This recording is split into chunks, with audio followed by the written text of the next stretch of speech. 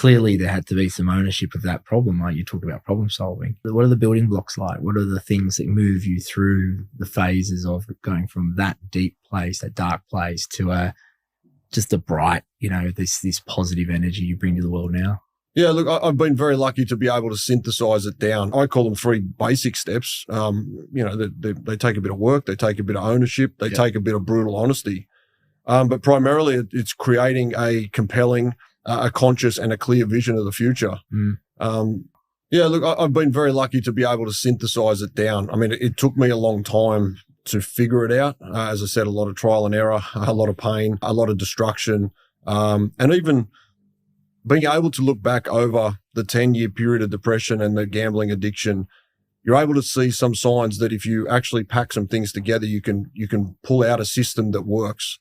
And as I said, I was a successful guy going through all this. In fact, I was probably my most successful in life, in my career to the external world, whilst I was at my most broken, which is very odd to talk about, but something that I've discovered is quite common as well. People that are at the top of their game are often as broken as they can be, and they're doing all they can to survive, and they have that one outlet, which is their sport, their career, their business, their family, whatever it happens to be, and that's where they excel. But I was able to synthesize it down to, I call them 3 basic steps. They take a bit of work, they take a bit of ownership, they take a bit of brutal honesty.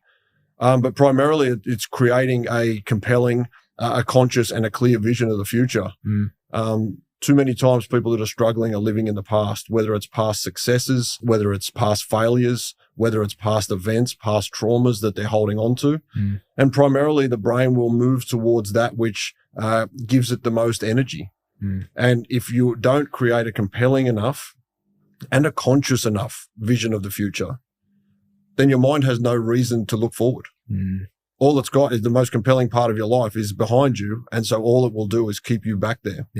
So you have to create that, right? Like that's not something that just arrives. You don't go and find it. You actually have to create it, put in some work. Put the work in, The second part is to renovate your internal alignment, renovate your current state, renovate your thought process. And that is taking a look at your past and really starting to own which parts of it you have responsibility for.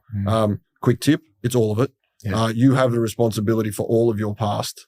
You have the responsibility for how you responded, how you reacted. And also to take a look at your present. Most people that want to move forward are very scared about opening up the books and seeing exactly where they're at right now, whether it's with their health, whether it's with their finances, whether their relationships, or even with their mental health.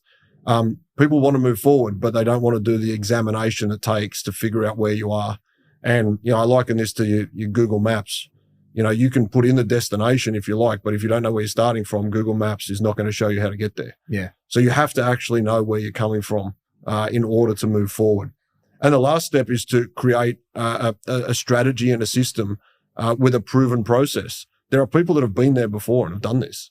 There are people that have got out of struggles before. They might not be your exact struggles, but they've got out of struggles before, or they've found success before, or they've hit high performance before. And there is a system to getting there. And yours might be a little bit more custom to you in nuance and maybe in the terms that you use.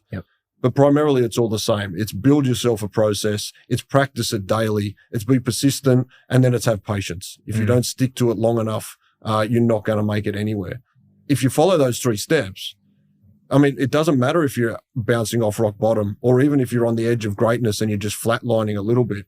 Those 3 steps will get you to the next level, no matter where you're at. Couldn't agree more. It's interesting because it reflects the framework and the philosophy I bring to culture change, right? You're looking at a group of people as opposed to one individual. Shifting from a certain behavior or old habits or old past, biases or priorities and to new priorities, and that compelling vision piece is so important in that experience in my view. But if I go back to yourself, and I kind of dived into groups, but I suppose before I do look at that, I'd love to sort of more practically go, well, okay, there's that habit building stage, right? You can paint the future. You got to get clear on that, and then it's the hard work. It's like, okay, I have this past thing that keeps popping up in my brain. I'm trying and I'm looking at that future, but that was pretty easy to think about that.